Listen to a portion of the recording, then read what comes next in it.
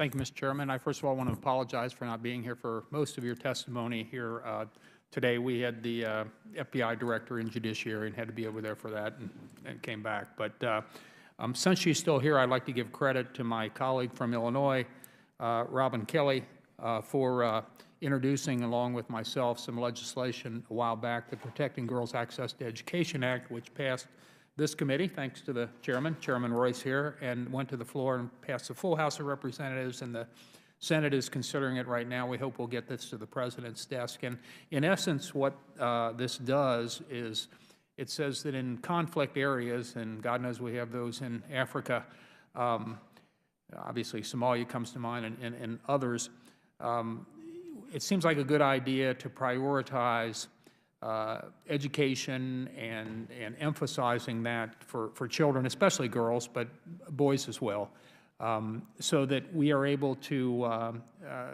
give them the opportunity, alternatives to the extremism that exists, obviously oftentimes radical Islamic fundamental extremism, but other extremisms as well, and abuse that occurs, a whole range of abuses. And so I think it's great legislation. I want to once again publicly thank Ms. Kelly for her leadership on that issue, and would just ask the State Department, are you aware of the legislation? Are you considering the implementation of it once it is passed by the Senate and signed by the President? And are there other education initiatives that the State Department currently has that could be beefed up in conflict areas to help to, and obviously, you know, this is only one small aspect when you're talking about the overall battle against extremism. But Mr. Sullivan, if you could just comment. I'm aware of this of the bill. I don't know that there has been a SAP or an administration or even a department view on it. It sounds like a terrific idea to me, but that's just me speaking. Yeah. I'd be happy to take that back and seek more formal views for that for both of you. Yeah, we'll make sure that our personal staffs and the committee staff get with the State Department folks and make sure that you're ready when it passes. I understand that there's thousands of bills that get introduced all the time. This one actually made it through the floor. It's bipartisan. I think it has a great chance over in the Senate and sure. Would be at least play a small role. Mr. Chabot before was talking about a couple of things that I've also over the years been concerned about, and I know the public has been. Seems that there's an ebb and flow when the media is interested in it. People find out about it. They think it's horrible. They want to do something about it.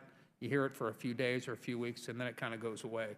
And one of those is obviously Boko Haram and the kidnapping of the 300 girls. And you already you know, talked about it at some length, but I share his frustration on this, and you expressed that also, Mr. Sullivan. So I'm not going to again go into it at any great length. But there's a whole, you know, things which happen in Africa which are just you know, horrific. The Lord's Army with Joseph Kony is another one that got the attention of people on the internet for a while there. But ultimately, what happened? Did they bring the guy to justice? Did they destroy the army, et cetera? And there was a military aspect to this. So I don't know if, Mr. Trachtenberg, if you wanted to talk a bit about what we're doing relative to these types of groups that are a danger not only to those countries, but because they do cooperate with terrorist groups, whether it's ISIS or anybody else. If you could just talk about how our military forces are engaging, and maybe are more active on that than perhaps we once were. Well, Congressman, just generally, let me re-emphasize the point that our engagements with partner countries are done to primarily to bolster their capacities to provide for their own security and to deal with situations such as the one you described. I would say that what DoD does and how DoD operates, we are essentially an enabler. And I say that, in fact, I would say we are a double enabler. On the one hand, our operations with partner countries are designed to enable their forces, their militaries, to provide security and to deal with the threats that they face. I say we're a double enabler because, on the other hand, I think what we are doing and attempting to do helps to enable our interagency partners as well, including the State Department.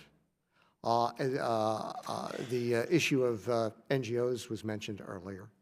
But that is critically important, and I think the one thing that I'm taking away from this hearing so far is the clear emphasis on the need for sort of an intergovernmental approach to dealing with these issues. It is crystal clear. Our role is a part of that at DoD, but in no means an exclusive role. Exactly right. If I could just conclude, that's why it's so important. I think that our military folks and our State Department work together, and ultimate is what's in the best interest of the U.S., and that generally is, we get constituents that'll communicate, why do you care about fill in the country? You need to be working here.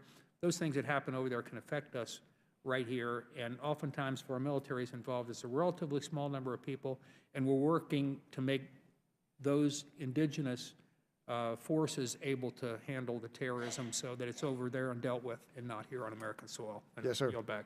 Thank you.